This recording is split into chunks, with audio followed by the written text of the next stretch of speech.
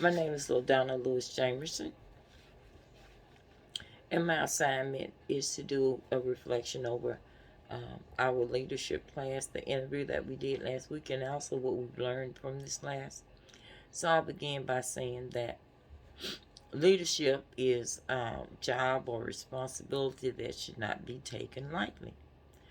So often when people hear the word leadership, they take that as being, as a leader, you are in authority over people and they have to do what you say do.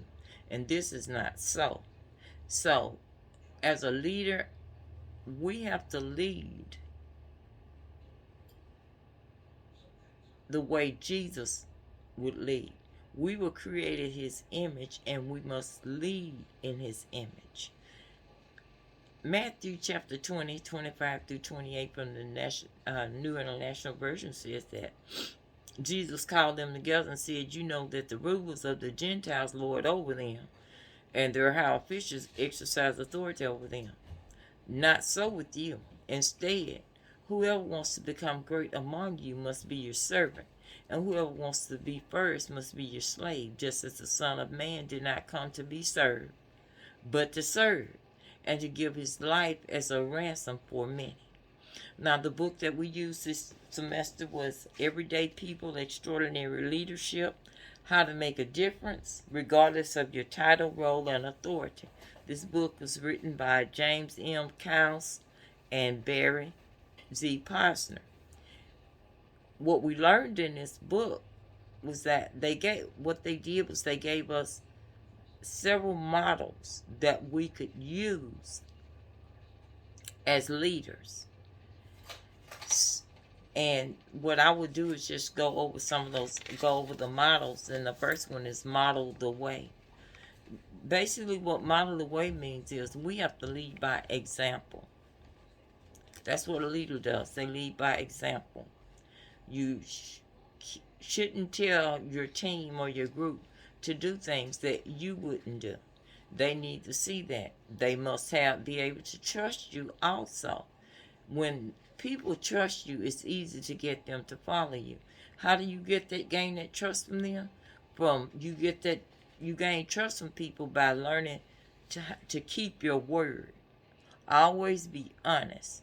Always be willing to share your past experiences with them. If you tell them that you're going to do something, do what you say you're going to do. When people have trust in you, they'll easily follow you. The next model is inspire a shared vision. Proverbs 29:18a says that where there is no vision, the people perish. So leaders must have a clear vision that they can share with their group or with their teams. If you don't have a clear vision, you can't share a clear vision to your team. When your team can't see that vision, they can't get with you. When they can't see the goal or the reward at the end or the future, they don't work very hard. They don't know what they're working for.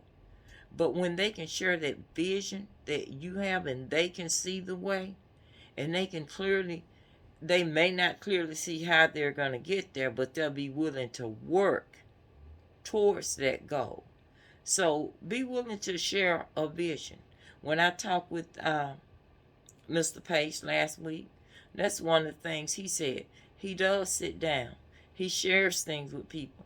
When he talked to his kids, he tell them, he paint them a picture of what their future will look like if they do this or if they do that. So they need to see where they're going. And that's with any group, not just with kids. When you have a group, let them see where they can go, how they can be successful. And it makes it easier for them to want to do it. It's okay to share your personal stories with them. It's okay to sit down and have a meal with them. Build a relationship with them. That's how you build trust. That's how people learn to trust you. And it makes a difference. Now, there's going to be challenges. And so one of the models says, challenge the process. There will be challenges. There's no way around getting around challenges. Cost and Posner says that challenge is a training ground for leadership.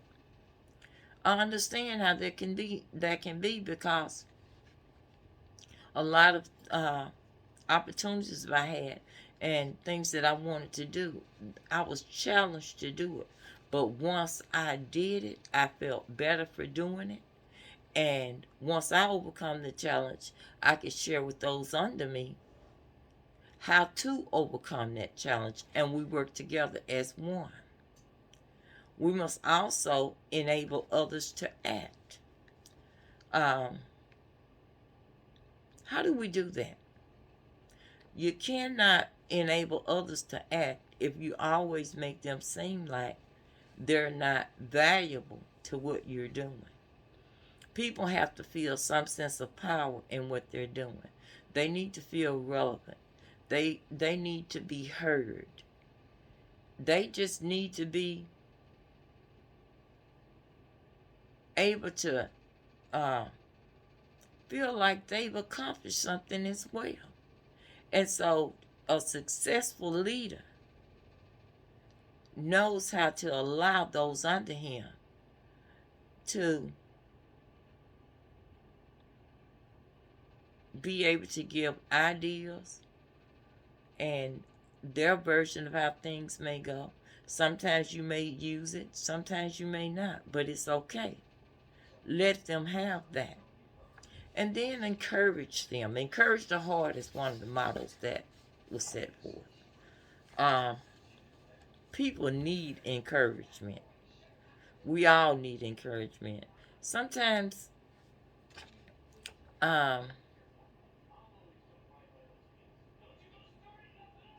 it may be very small, but encourage them.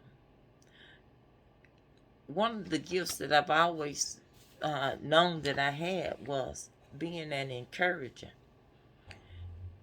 And over the years, I hadn't thought a lot about it, but as I get older, I see how it can work. We have a pastor at our church, and for a while, he's a very good pastor. He delivers word, but he always seemed rather timid.